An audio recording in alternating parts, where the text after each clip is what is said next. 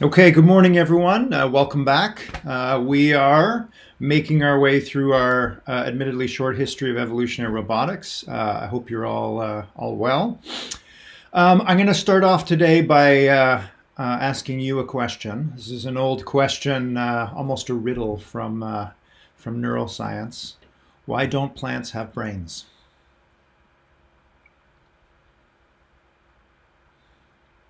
I realize it's early in the morning. Your brains may still be warming up, but why don't plants have brains? If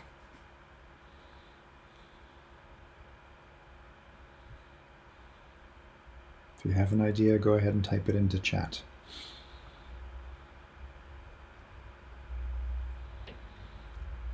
There are a lot of things that distinguish the animal kingdom from the plant kingdom, but one thing in particular distinguishes one from the other, which is brains.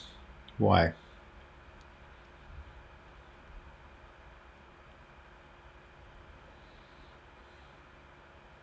Takes a lot of energy. Brains are extremely energy hungry. So Mother Nature must have had a pretty good reason for evolving them and keeping them, and in our case, greatly expanding them. What are they for? Why don't plants need them?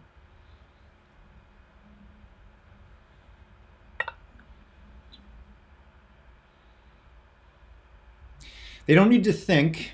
Okay, why don't they need to think? Hannah's got it here, right? The other thing that distinguishes plants from animals is that plants are more or less immobile. So there is a deep connection between brains and intelligence and movement. And when we finish, we're going to finish up lecture 10 today, our discussion about active categorical perception. And our final two lectures in our history are going to focus on something that's very important in robotics, which is getting a machine from point A to point B. A lot of roboticists focus on movement, not so much for the nuts and bolts and engineering reason of getting a robot from point A to point B, but movement and brain-controlled movement seems to have been the starting point for other forms of intelligence, all the other building blocks of intelligence that we've been talking about so far. So this deep connection between brains and movements has been around for a long time. Just yesterday, Jan LeCun tweeted the following tweet. For those of you that don't know Professor LeCun, he's a professor at New York University and also the chief AI scientist at Facebook. Jan is probably among the 3 or 4 academics that were responsible for the deep learning revolution, the AI revolution that we're all involved in at the moment. One of the central figures in modern AI. And yesterday on Twitter, he made the following claim: any animal that can move has a brain, and any animal that has a brain can learn. So sort of reiterating this conviction that movement and intelligence are deeply entwined. As always happens on Twitter, somebody came back with a witty retort saying that's not necessarily true. Bacteria have no brains, but they are not only able to move, they can also learn. So Professor LeCun took a step back and said, okay, any multicellular animal that can move has a nervous system. And my colleagues and I responded to this with xenobots, which again we'll talk about at the end of the course. Xenobots have no brains whatsoever. They are multicellular and they can move. Whether they can think, we're still not sure about that one. Anyway, so it's still an interesting, this connection between brains and movement is a very deep, two concepts that are very deeply entwined, but people still think about it and argue about it. And we will spend today talking about legged locomotion. Missy says, what do we think about this? Missy, do you want to unmute yourself and just give us a summary of what you're sharing with the class here? Oh, yeah. It's just an article that came out about an experiment that was done where they connected electrodes to a Venus flytrap to control its movement. And I thought it was kind of relevant to the class, but we don't need to digress into it. That's a great example. The Venus flytrap, always an interesting member of the plant kingdom. In biology, as always, there are no hard and fast rules. So actually, my colleague Mike Levin responded, I've lost the tweet here, that's okay. Responded that actually plants do move. They have very complex movement patterns. And who are we to say that plants don't think? Obviously, we don't speak plant, so they can't speak up on their own behalf. I did not mean to cast dispersions on the plant kingdom. Everything in biology is always interesting, and usually the answer in biology is all of the above. Plants do move. They definitely think in their own way. But for us here in the animal kingdom, we're going to focus today on locomotion, and particularly legged locomotion, and see how learning to move, how to get about, especially on legs, could pave the way to more abstract cognition. Okay, before we get back to lecture, again, just a reminder about assignment 7. It has 2 parts, synapses and random search. So when you finish up 7A, synapses, you will connect sensor neurons to motor neurons, and you will close this sense, think, act, push against the world, and observe how the world pushes back. Think, sense, think, act, and around you go. You'll have closed loop control. Once you've closed that loop in assignment 7B, in the second part, you're going to implement the first of a series of search methods. We're going to start with the simplest one, which is random search. Search for a set of 6 synaptic weights that get the robot to move as quickly as possible. Okay. Any questions about assignments? Anything else before we move on? Okay, we're going to head back to We're back to lecture 10, and we started in last time talking about this idea of active categorical perception, where the idea is an animal, or in our case, a robot, has to choose how to interact with its environment, to influence the objects out there in the world, and influence those objects in a particular way to literally or metaphorically push those objects into a particular category. An animal that observes a piece of fruit from a distance may have a hard time telling whether that fruit is potential food or poison, but by grabbing the fruit, manipulating it, smelling it, maybe taking a small bite, it is able to collapse that object into one of 2 categories. Either it belongs to food or it belongs to poison.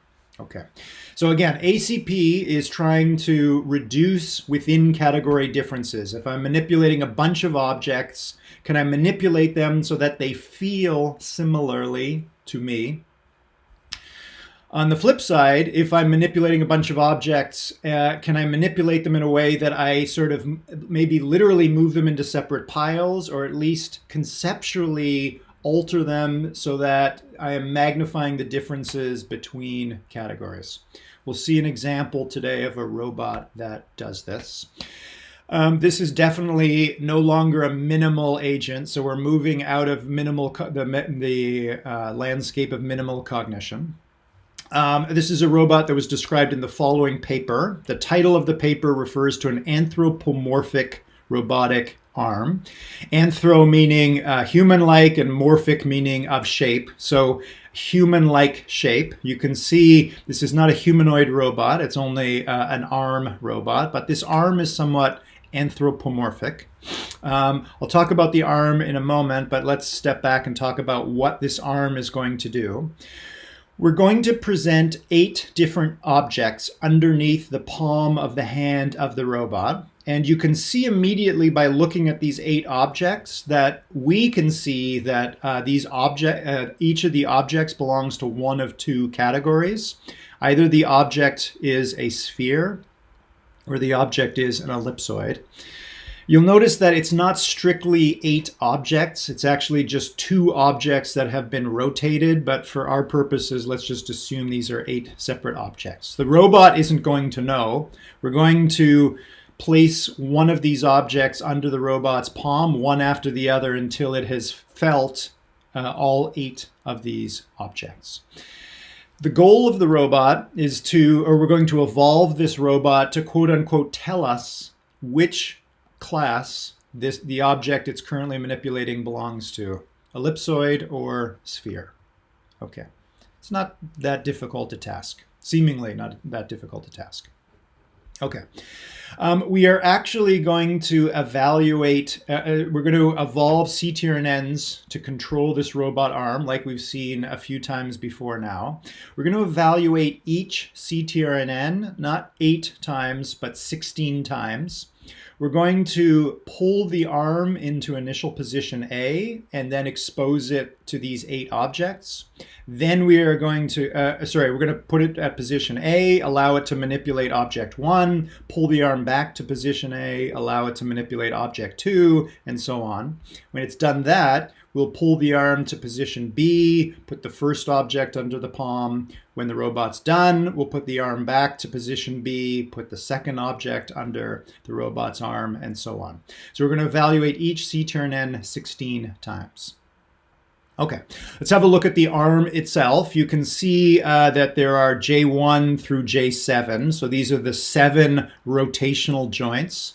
They're exactly the same as what you've implemented in PyBullet. You'll notice at the shoulder and the wrist, there are 2 hinge joints co-located. So those allow, like our shoulder, it to move horizontally and vertically. Our shoulder has a third degree of rotation. They don't have that here.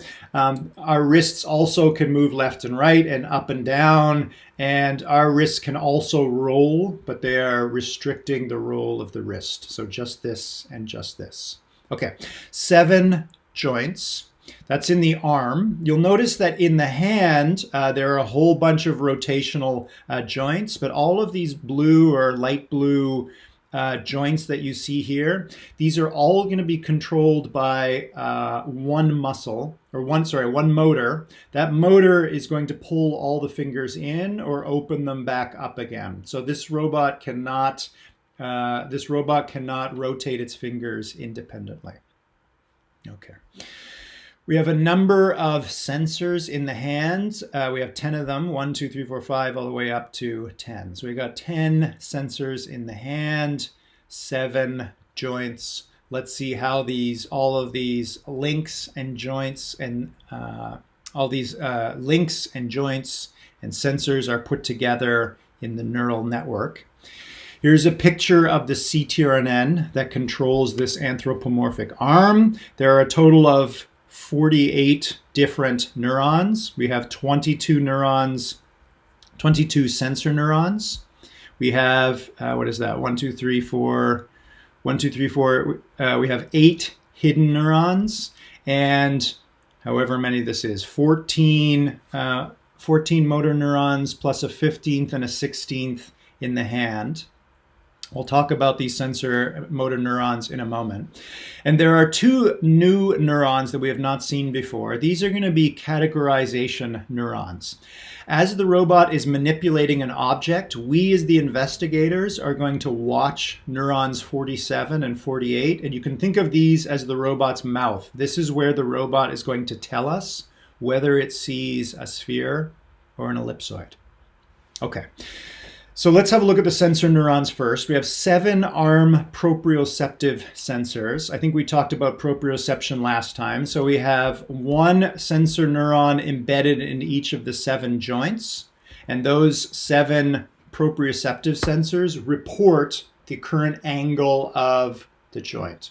Remember, the motor neurons output a desired angle. They're trying to tell the motor how to rotate the joint, to what angle.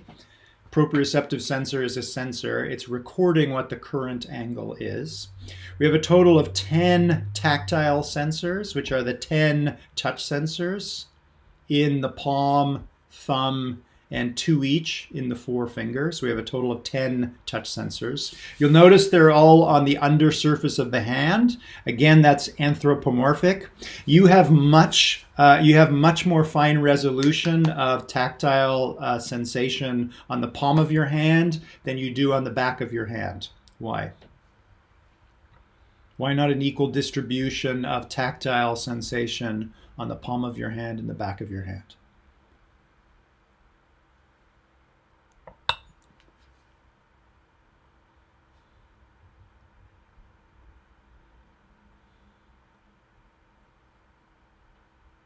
You touch more things with your palm, right?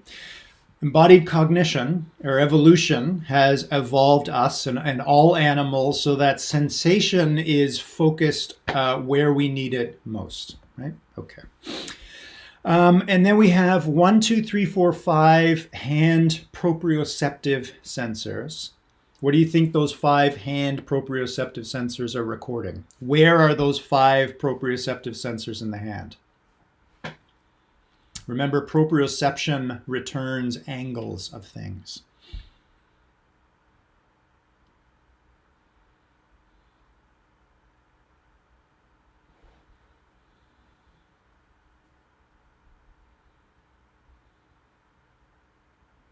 Five proprioceptive sensors, 5 fingers. Remember, the motors are going to try and close and open all 5 fingers together. We've got one proprioceptive sensor that's recording the angle of the finger as a whole, not just the individual joints in the fingers. Okay, so what are the angles in the arm? What is the feeling on the palm of the hand? And what is the angle of the fingers? All of that is flowing into our hidden neurons. You'll notice there's some recurrent connections among the hidden neurons as well. Remember that recurrent connections allow a neural network to remember information from previous time steps. Okay. We have 14 motor neurons. Remember, this is the motor neuron layer up here. We have 14 motor neurons in the arm, but we only have 7 joints. This seems a little odd. Another anthropomorphic detail that they built into this arm is that they assigned 2 motor neurons to each of the 7 joints. The 2 numbers that are being output by a pair of motor neurons at a given joint, those numbers are indicating the amount of force that is being applied to pull and extend the joint simultaneously, or flex and extend. This is known in mammalian physiology as agonist, and antagonistic muscle pairs. You have the same thing for most of your major muscle groups, like the upper arm. You have your bicep on top and your tricep underneath. You can retract your bicep and relax your tricep, which will flex your arm. Alternatively, you can flex your tricep and relax your bicep, which will extend your arm.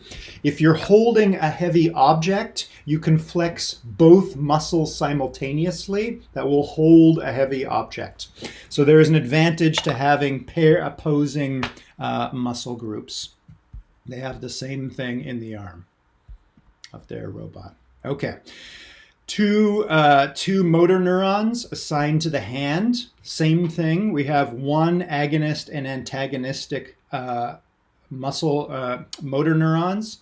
The magnitude of the number coming out of the first motor neuron is how much force is being applied to try and close the hand. The value of the second motor neuron is representing how much force is being applied to try and open the hand. So same thing. We have this, you can think of this as sort of 2 sets of pulleys that are trying to simultaneously open and close all the fingers simultaneously.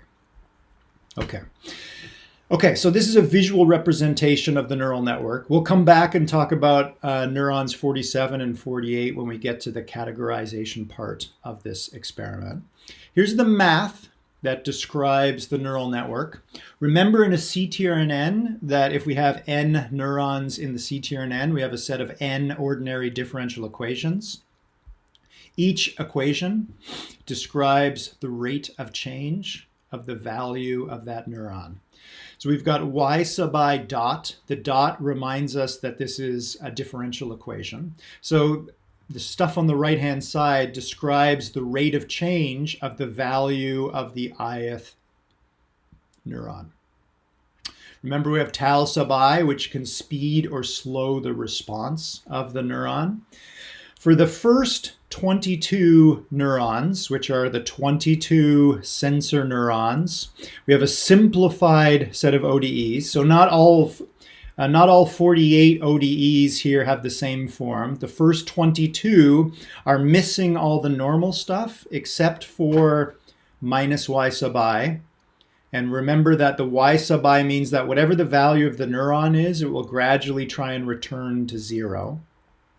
It will return to 0 unless it's pulled away from 0 by this term. The I sub I is this bad notation, but it represents the input from outside. So each of the 22 sensor neurons is receiving some signal from one of 22 sensors.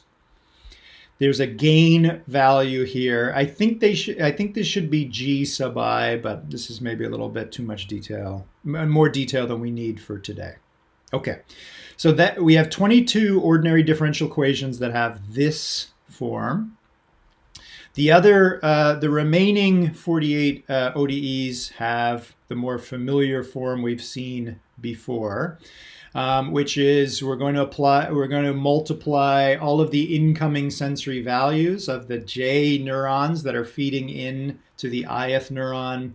We're going to multiply those by weights to update the influence on the rate of change of the hidden neurons and the motor neurons. Okay, we're a little bit behind where I want to be today, so we're going to just skip over this here. This is a good slide to spend a couple minutes study on because we have both the visual representation of CTRNN and the math. So if you're still a little hazy on the math, you can go back and forth between these two panels. All good? Any questions? Okay. All right, we're now going to talk about neurons 47 and 48. Let me just back up for a moment. Remember that we're going to look at the numbers arriving at neurons 47 and 48, and we're going to interpret those two numbers as the robot trying to tell us about whether its palm is on a sphere or on an ellipsoid.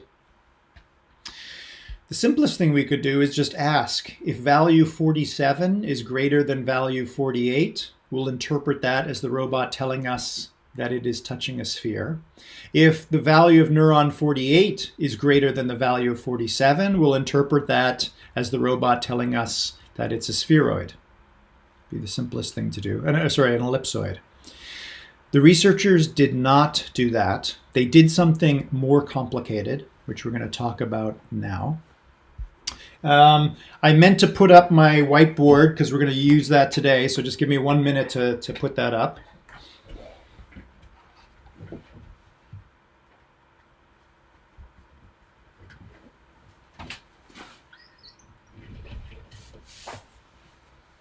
Okay, so I'm going to just draw a picture here. You might want to get out pen and paper and follow along. So we're going to represent... Can you all see those arrows okay? We're going to represent the value of neuron 47 and 48 in a two-dimensional plane, where on the horizontal axis, we're going to write out the value of the 47th neuron here. So y sub 47. We're going to put bracket t, meaning as the simulation proceeds and we're at different time steps, we're going to have different values of y sub 47. You can see in the CTRNN that they used here, they included a beta, which we've seen before as theta. So they've switched the notation on us here. There is a beta associated with each neuron. The fact that the beta is inside the activation function here tells us that this is the bias. So even if the value of neuron 47 at a given time step is 0, if beta is non-zero, then the output of neuron 47 is non-zero. Whatever that value is, we're going to pass it through an activation function, which is going to squash the value of this total is going to squash the value of whatever is in here to some predetermined range like -1 to +1 or 0 to 1. Doesn't matter for our purposes today. Everyone can see this okay on the horizontal axis? Okay. I don't see anyone typing anything in chat, so I'm going to assume everything's okay. On the vertical axis, we're going to plot the values of the 48th neuron.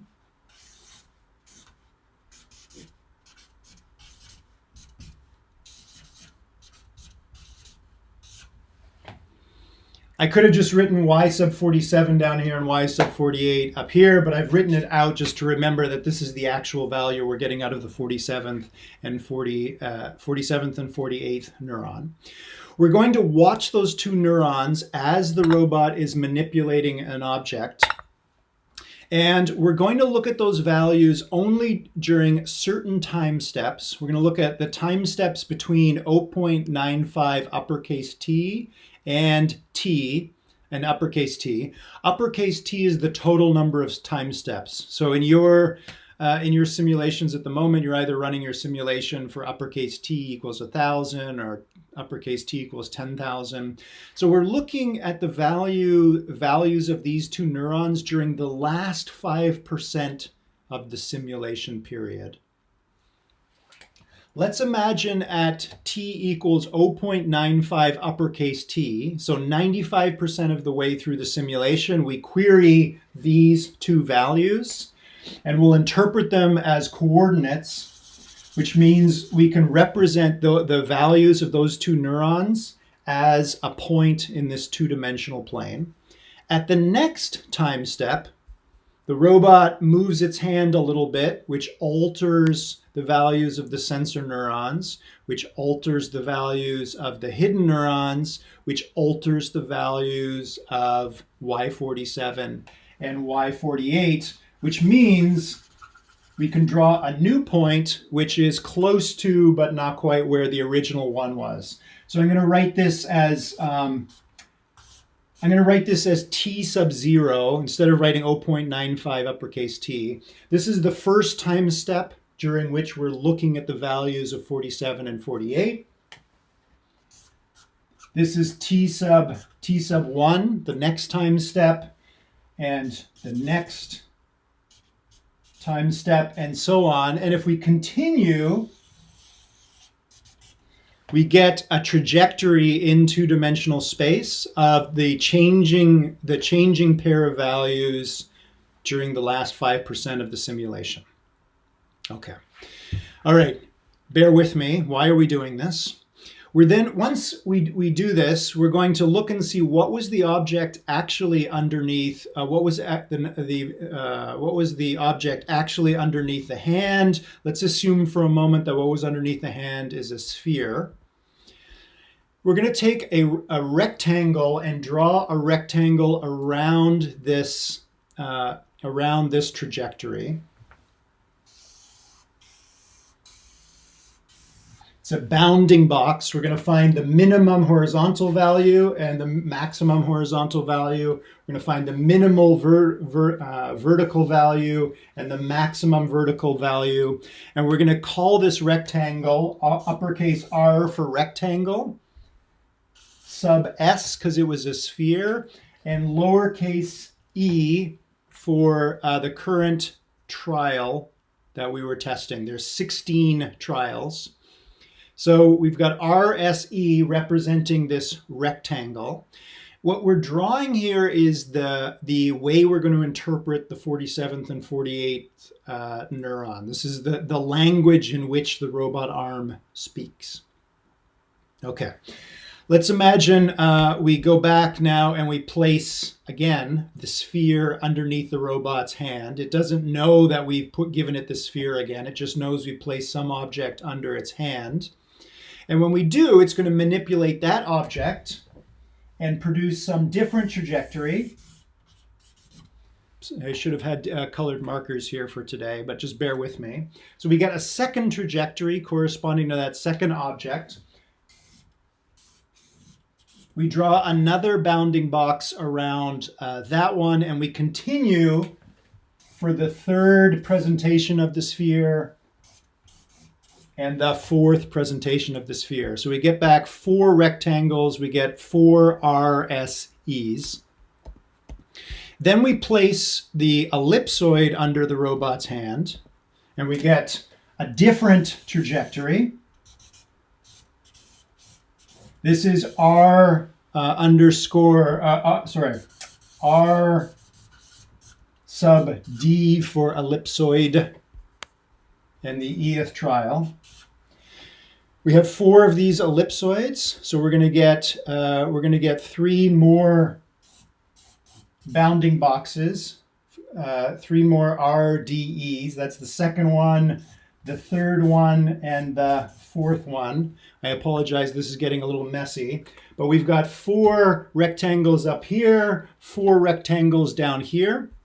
We're then going to draw another bounding box around all of the sphere bounding boxes, and we're going to call that C sub S, which is the sphere category. So here's our 4 bounding boxes for the spheres, and I'm going to draw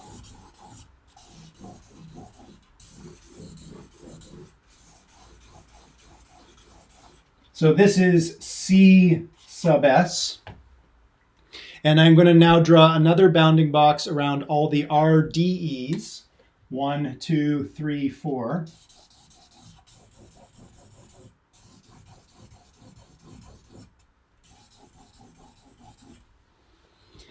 And this is C sub D. And so these boxes represent, inside these boxes represent typical values of neurons 47 and 48 that occur towards the end of an evaluation with ellipsoids and towards the end of evaluations with spheres. Okay. This is what we're going to record from the CTRNN during these 16 trials. Remember, we present these 8 objects using initial position of the arm A, and then we present these 8 objects again using initial position D. So I only did 8, but we would typically draw 8 boxes and then put C sub S around that. And we're going to draw 8 boxes for the ellipsoids and put a bounding box around those. Missy's asked me to repeat what the boxes represent. The smaller bounding boxes, R sub SE, represent the values produced by neurons 47 and 48 during the presentation of a sphere. An RDE represents a box placed around the values of 47 and 48 when we present an ellipsoid. C sub S, which we're going to put around all of the RSEs, represent the typical values that the 47th and the 48th neuron produce when the robot is manipulating a sphere. And C sub D is a box containing typical values of the 47th and 48th neurons when the robot is manipulating an ellipsoid. We're not doing anything with CS and CD yet. We're going to do something with them in a moment. We're just looking to see when a robot manipulates either of these 2 objects, what are the typical values that those 2 neurons produce? Make sense? If we want the robot to categorize or be able to distinguish between spheres and ellipsoids, what do you think we want C sub S and C sub D to look like or be? We haven't said anything about that yet, but some of you might have been able to figure out what the intuition is here.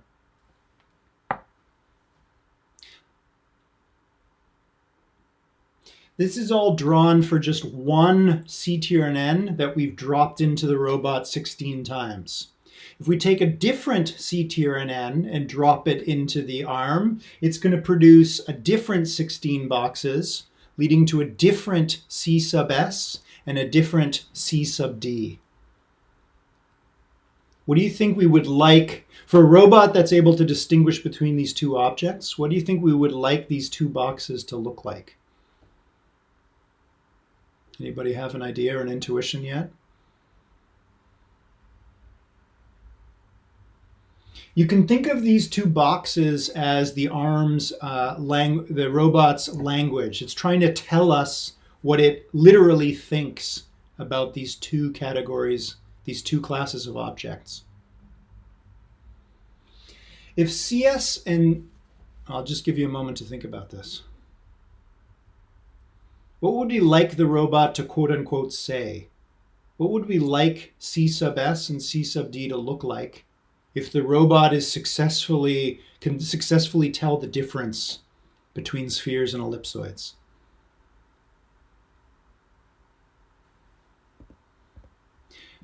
George has it. We want CS and CD to be fully separated.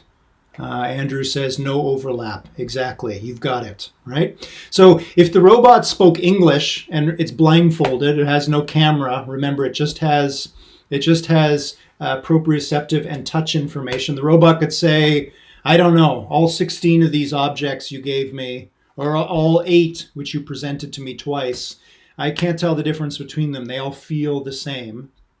If the robot said that in English, the equivalent of C sub S and C sub D would be that they're completely overlapped.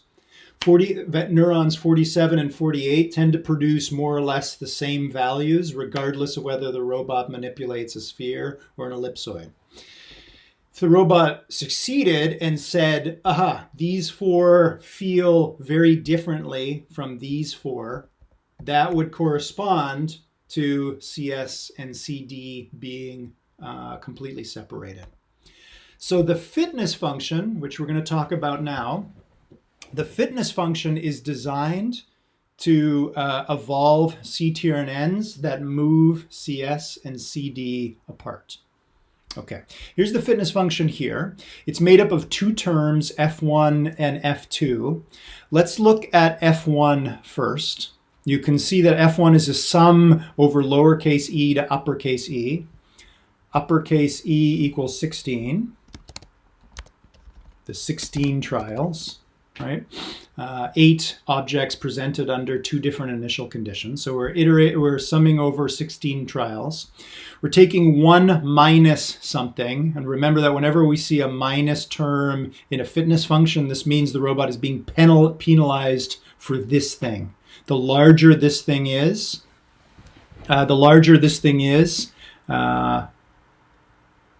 being penalized for this. So this thing should be as small as possible. Yeah? Okay, so what is it?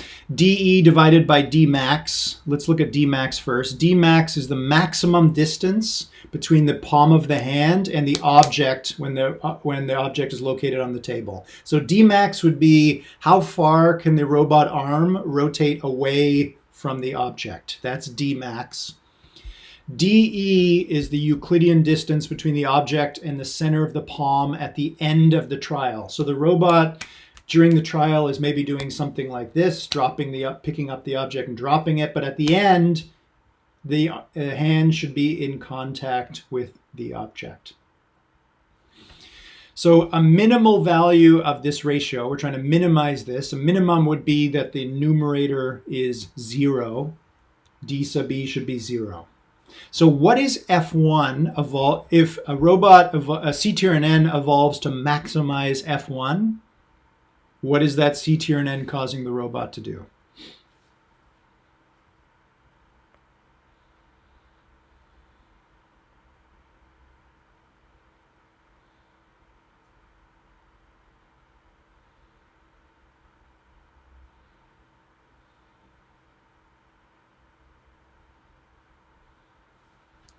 A CTRNN that gets the maximum possible value of F1. If a CTRNN gets a maximum value of F1 during the evolution of a population of CTRNNs, what is that good performing CTRNN causing the robot to do?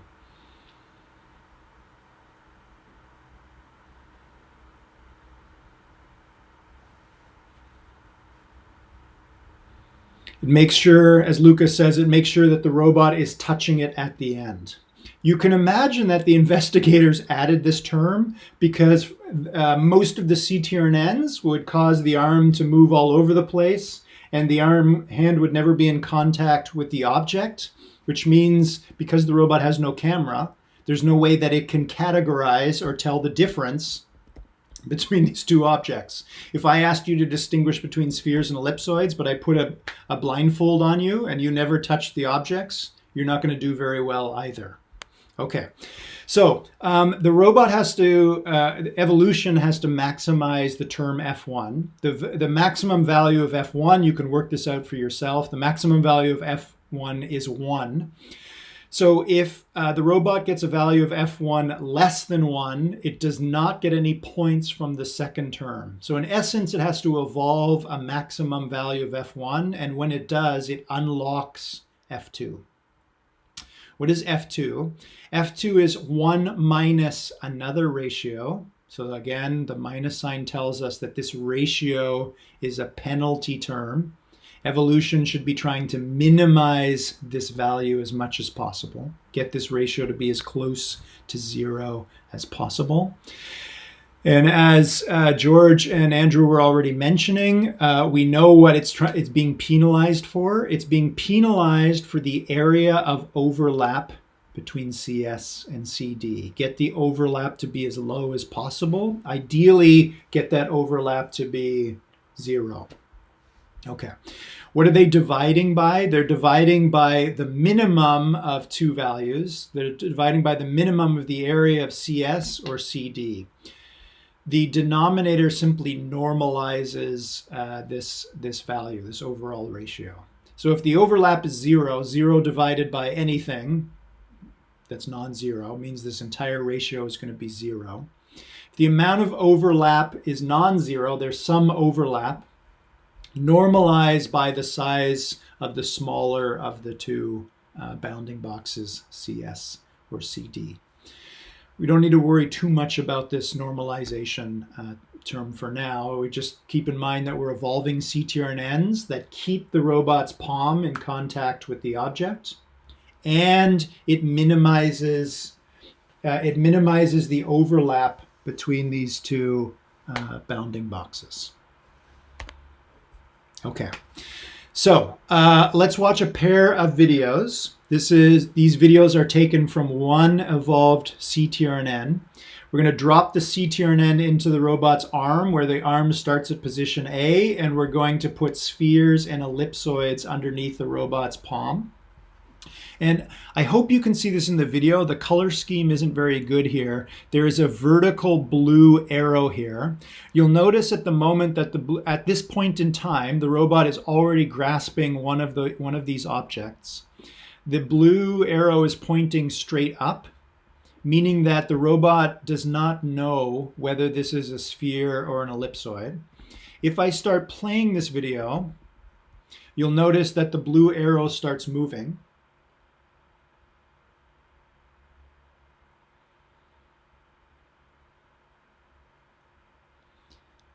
Remember that this is what's going on inside the brain of the robot. How do they go from this to the blue arrow?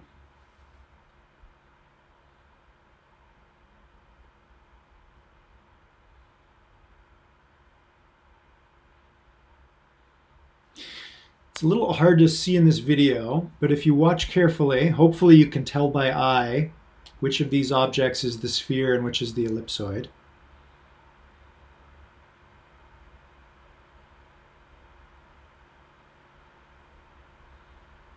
Also, whichever one it is the one that's green.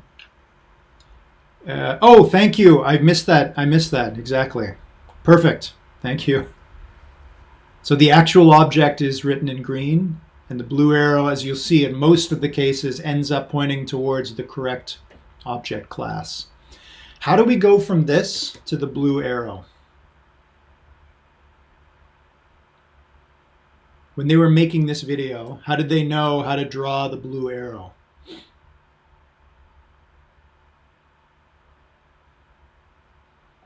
If it's easier to just unmute yourself and offer an explanation, that's fine too.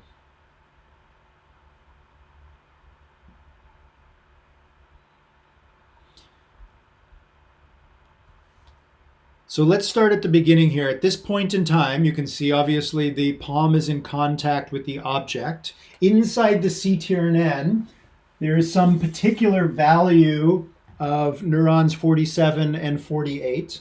As the robot starts manipulating the object, those values will start to change, And as the simulation runs forward, we can start to elongate this trajectory. How do we go from this trajectory to drawing the blue arrow? What does it mean for the blue arrow to be vertical?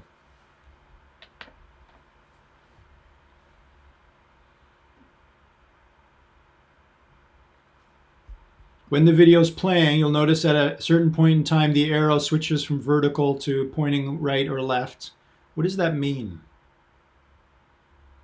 That's right. So Logan says when the arrow is vertical, Ben says it's undecided.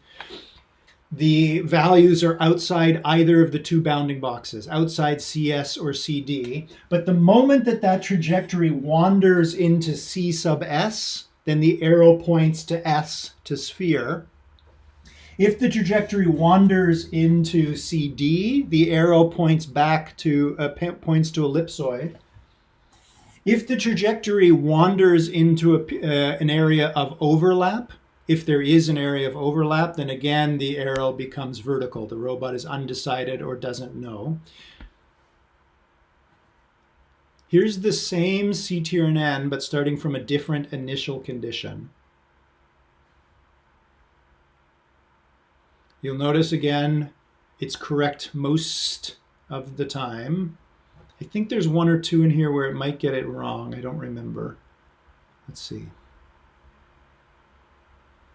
Pretty good.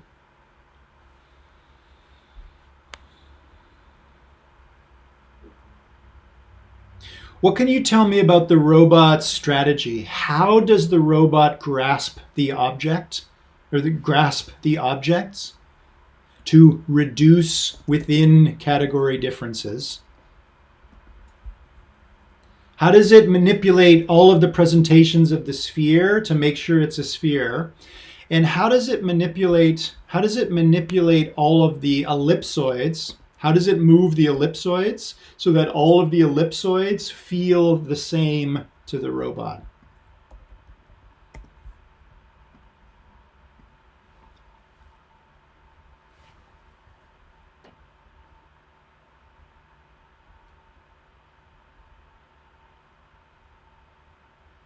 If I put a whole bunch of ellipsoids under your hand, but they were all the same ellipsoid, they were just placed at different angles underneath your palm, you might grab them and rotate them so they're all pointing in the same direction.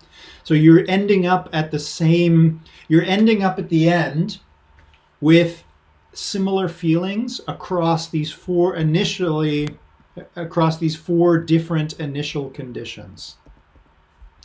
If you grasp these seemingly different objects, they might feel differently to you. You might manipulate them so that the feeling from these four experiences converges on the same feeling.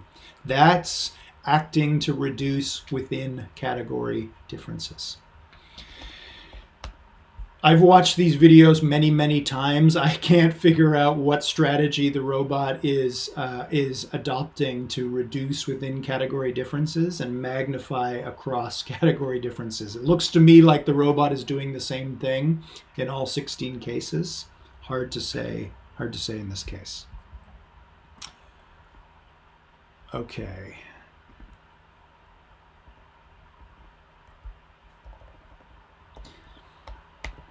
Okay, so let's, is there a question? Okay, so let's have a look at 3 separate evolutionary runs. So they evolved a population of CTRNs, and that's the thick line that you see here. Here's evolutionary time on the horizontal axis, and the fitness on the vertical axis. A fitness of 2.0, as you can probably guess, is the best thing you can do. You keep the palm in contact with the object in all 16 trials, and there is 0 overlap between CS and CD. You can see in the first run, it doesn't take too long until evolution finds a CTRN that achieves maximum fitness. The dashed line corresponds, it's mixed up in here too, it also does a pretty good job. Run number 3 takes a little bit longer, but it also gets there. So 3 separate runs. In all 3 cases, they were able to evolve active categorical perception for their robot. Let's dive into the mind of this robot. Here are the bounding boxes produced by one evolved CTRNN. In this case, like we saw last time, they, instead of 8 objects, they brought back, they actually presented the evolved CTRNN with 360 different objects. It was actually still just 2 objects, the sphere and the ellipsoid. In the case of the ellipsoid, they placed it at 180 different angles underneath the robot's palm. They evaluated it 180 times. They took the sphere and did the same thing, and I put rotations in scare quotes here because obviously rotating a sphere under the arm, under the hand of the robot doesn't really change things very much. Each of the small gray rectangles is one of the I gotta go back now. The RSEs, the small bounding boxes. Each of the small black boxes are the RDEs, one bounding block placed around one trajectory produced by manipulating one ellipsoid. The gray dashed box is CS, and the black dashed box is CD. What observations can you take away from this particular, the behavior produced by this particular CTRNN? There's a lot of things you can learn about what's going on here in the mind of the robot, and somewhat about how the robot behaves based on looking at these boxes.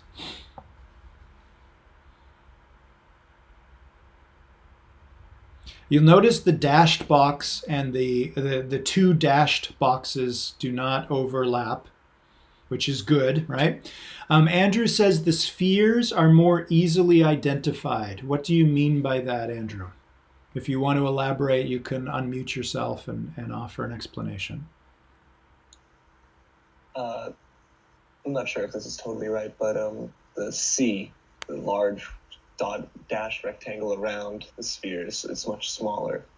But now that I'm looking at it, there's actually, a dark black square inside that, which could throw the robot off. Yeah, exactly. It's not, the robot's not perfect here. You're right, though, that CS is smaller, meaning the range of experiences that the robot feels when it manipulates the sphere 180 times, the range of those experiences is narrower.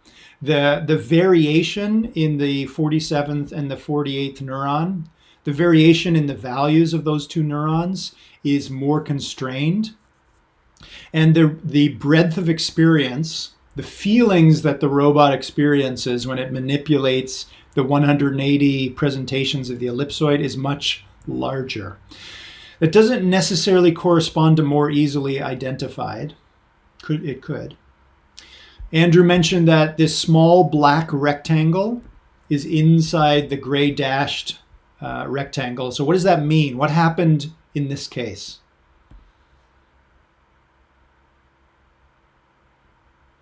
What happened? It incorrectly identified it as a sphere when it was actually an ellipsoid. Exactly. This was an ellipsoid, but the robot, quote unquote, thought it was a sphere. Same thing here. Although this box is a little bit outside the gray one, and this black box is outside either, meaning the robot didn't know whether this particular object was a sphere or an ellipsoid. You'll notice there's 2 clusters of the sphere boxes here. Remember that the robot can start in position A or position D. So this is 90 presentations of spheres when the robot starts in position A, and 90 presentations of the sphere when the robot starts in position B. That also happened over here, but there isn't a clear distinction of these 2 groups. over here, we presented the ellipsoid 90 times, and the robot always started in the initial condition. Why do we not have 90 gray boxes completely overlapping one another? Why are the 90 boxes here not identical in size and identical in position? The fact that they're not exactly the same reveals one other wrinkle in this experiment that I actually neglected to mention. Can anybody figure out what that is?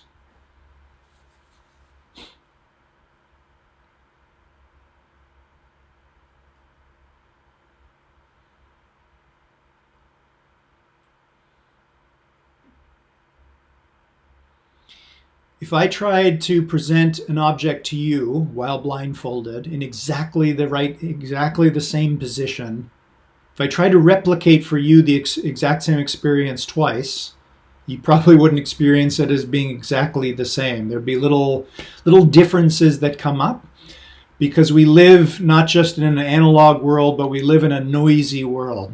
Things are never quite the same from one experience to the next.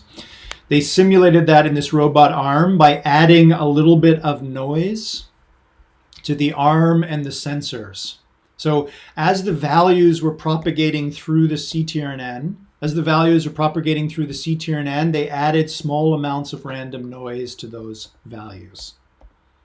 Okay. Here is the best. Missy, did you have a question? Yeah. So when they placed the ellipsoid down, were they placing like the stretched axis of the ellipsis like always on the same direction?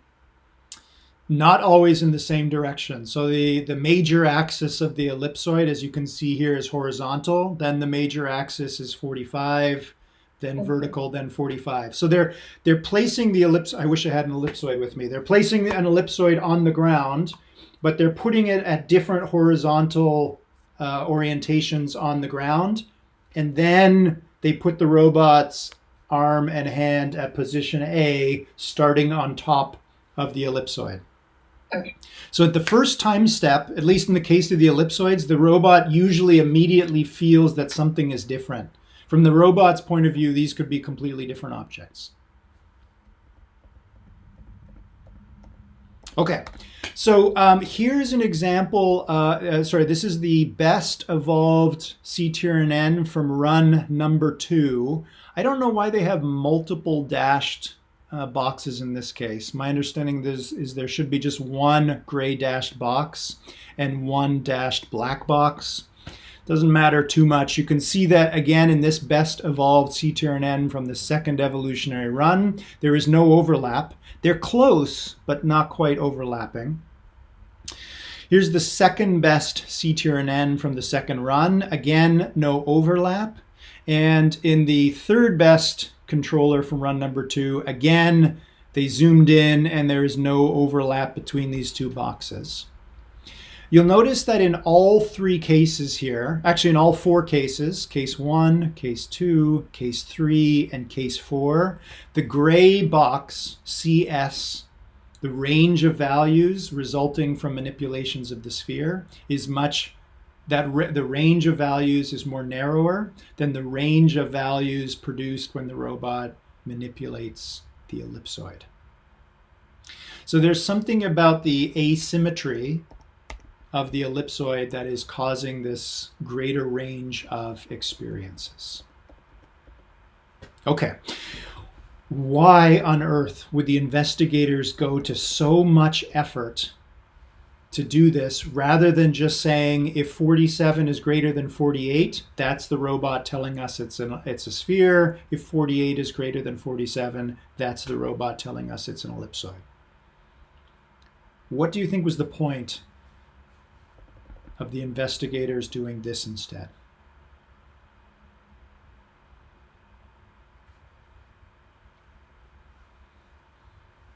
Any ideas?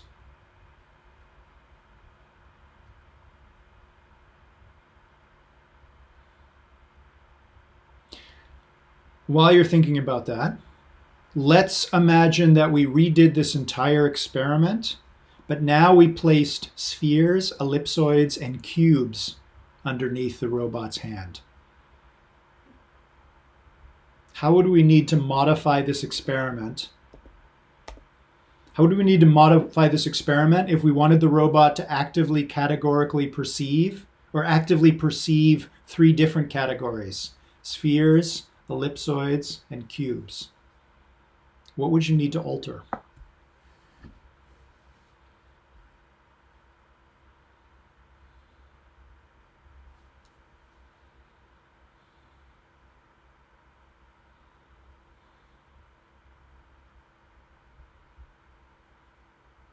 Robot that can distinguish between spheres and ellipsoids. I don't know if it's useful. Probably not. Robot that can distinguish between 3 different shapes. Okay, maybe. Robot that could distinguish between 4 different shapes, 10 different shapes, 100 different shapes. Now we could start to get into the territory of a robot that might be useful.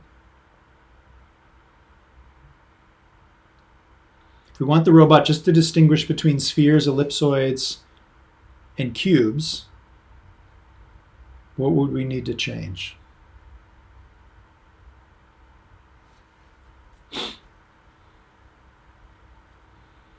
If we just read off which of the categorization neurons had the maximum value, then we would just add a 49th neuron. If the value of 47 is greater than 48 and 49, that's the robot telling us it thinks the object is a sphere. If 48 is greater than 47 and 49, that's the robot telling us it thinks it's in the presence of an ellipsoid.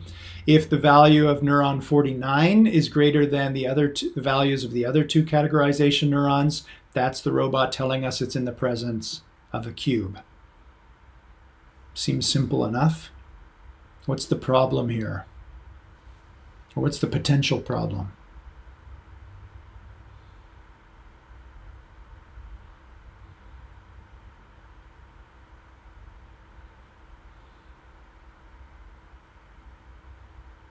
What if we added in a 4th object, rectangular solids? What happens if we added in rigid and soft objects? What happens if we add in metallic and wooden objects? Conductive, electrically conductive and non-conductive objects. What would we need to keep doing to this neural network? We discussed this problem last time when we talked about our little humanoid that was lifting and dropping an object 3 times.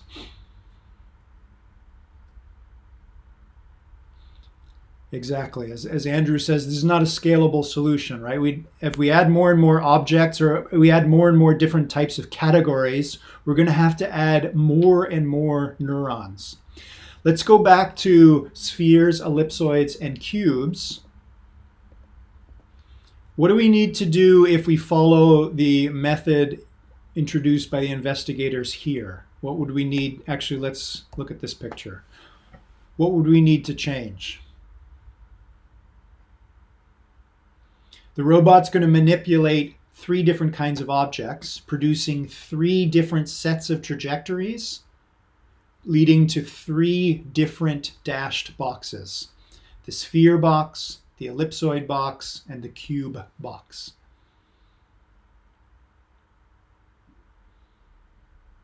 The nice thing about this experiment is we don't necessarily need to introduce another neuron. We just interpret the values arriving at those neurons, differently. We create these 3 bounding boxes. What would we want to be the case between these 3 bounding boxes?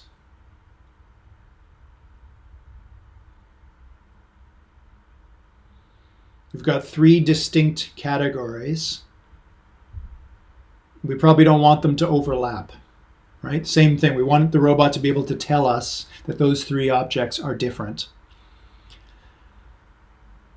If you think about those 3 categories, spheres, ellipsoids, and cubes, one of those categories is more different from the other 2. Cubes are more distinct. Cubes are more different from ellipsoids and spheres than ellipsoids are from spheres. These 2 categories are somehow closer to one another than cubes. If I were to show you a picture of a cube, an ellipsoid, and a cube, ellipsoid, and a sphere, and I asked you which one doesn't belong, I'm assuming most of you would probably say the cube. How might you teach this robot not just to distinguish between these three object categories, but to train it so that it feels or senses or agrees with humans that spheres and ellipsoids are more similar than spheres and cubes or ellipsoids and cubes? How might you alter the fitness function to get the robot to tell us, I know this is an ellipsoid, but it's similar to a sphere? How would you like the three bounding boxes, the three dashed boxes arising from spheres, ellipsoids, and cubes? How would you want those bounding boxes arranged so that the robot is telling us spheres and ellipsoids are similar and more different from the cube?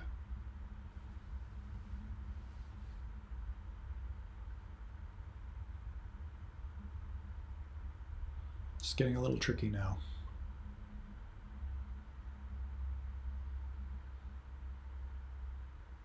No?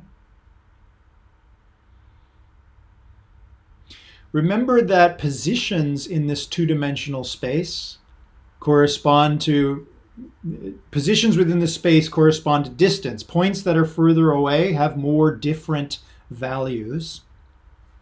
We could alter the fitness function so that the sphere and the ellipsoid bounding boxes they're still non-overlapping, but they're closer to one another than the sphere and the ellipsoid bounding box is from the cube bounding box. We could evolve a CTRNN so that the robot feels or has a much more different experience when it manipulates a cube than it does when it manipulates a sphere or an ellipsoid. Okay, this last series of questions here, this is just sort of food for thought for you. This is still an open question in robotics. How do we get robots to see and sense and feel the world in a similar way to humans? If we were to train a robot to manipulate a bunch of objects and then tell us through bounding boxes which objects are more like one another or which of these objects doesn't belong, how do we get the robot to manipulate its environment so it gives the same answer that a human would give? Okay, something to think about. Okay, that's the end of our discussion on active categorical perception. Any questions before we at least start in on our discussion of legged locomotion? So far, so good? Okay. Okay. If we were in class together, I would pass around this book, Principles of Animal Locomotion. This is sort of the Bible of biomechanics. As promised at the beginning of the course, we're going to spend a little bit of time talking about biomechanics. This is the study of animal movement. It is a fascinating subject. We could spend the rest of the semester and beyond talking about all the different ways that Mother Nature has evolved getting an animal or plant from point A to point B. The most important message that I hope you take away from our discussion about locomotion is that locomotion is challenging for many reasons. The main one is that in moving from point A to point B, any animal and any robot has to strike a balance between four competing features of movement.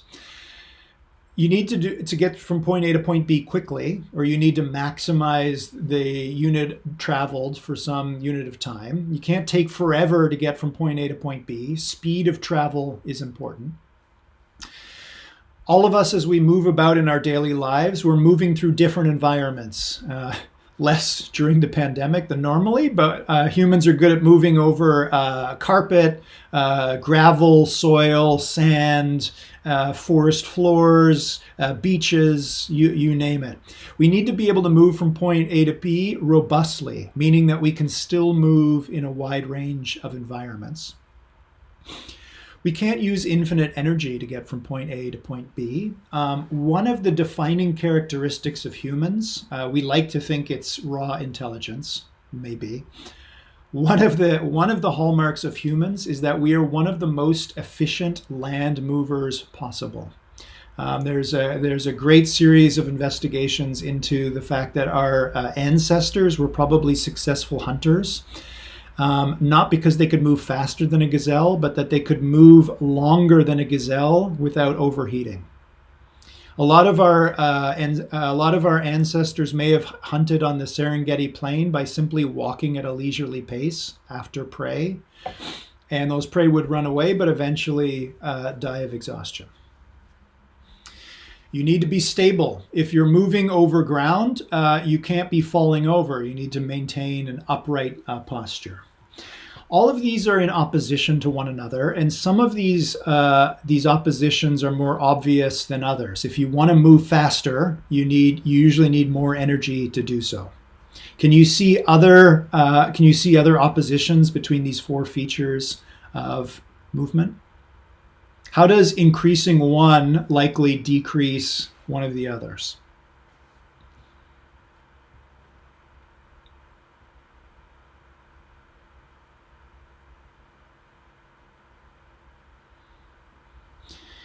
If Mother Nature is evolving a particular species to increase robustness, meaning that species is able to move over an increasingly broad range of environments, what does Mother Nature have to, quote, give up?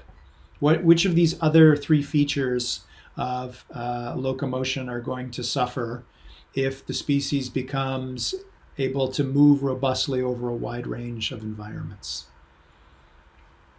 Any ideas?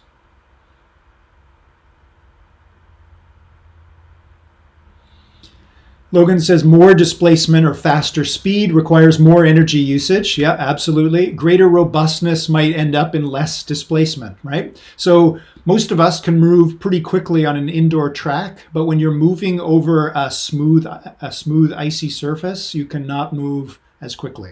Right? Requires a fair bit of energy to stay upright compared to just rolling and falling and getting up and continuing to move. So if you look across the animal kingdom and you look at all the different ways that animals have evolved the ability to move, some are faster but less robust, some are faster but less energy efficient, and so on. This book by Alexander, for those of you that are interested, for those of you that love animals or are interested in biomechanics, this is a fantastic book to check out. I've just copied the table of contents here. As you move through this book, he starts out with some of the simplest ways to move, like crawling by peristalsis. Here's a cartoon of an earthworm that is gradually increasing the volume of forward segments to backward segments, and by doing that, the animal moves forwards. Mother Nature discovered peristalsis very, very early in the history of life. Humans do not move by peristalsis, but every time you swallow food or a liquid, your throat is using peristalsis to push that food down to your stomach. Peristalsis is an early hack that Mother Nature discovered that is used throughout the animal kingdom. After peristalsis, Alexander moves into things we are more familiar with, like walking, running, and hopping, then moves into climbing and jumping and brachiation, swinging from limb to limb, which we've already seen, crawling and burrowing, gliding and soaring, so spending some time in the air, hovering, powered forward flight, moving along the surface of water. This is not an option that's open to larger animals, but it is to small animals. Swimming by undulation, and finally swimming by jet propulsion. It's a fascinating way of thinking about various types of animals. We've got 2 minutes left today, so I'm going to just end with another question for you, almost a riddle. Among the reptiles, they are legged locomotors like mammals.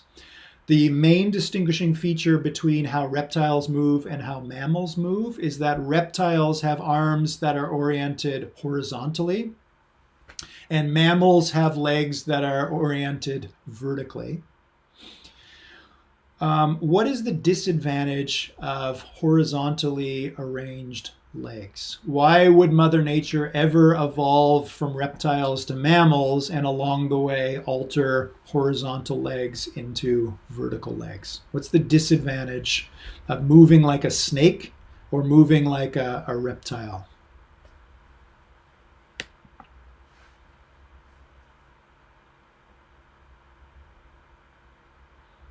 Remember, we're always striking a balance between these four competing features.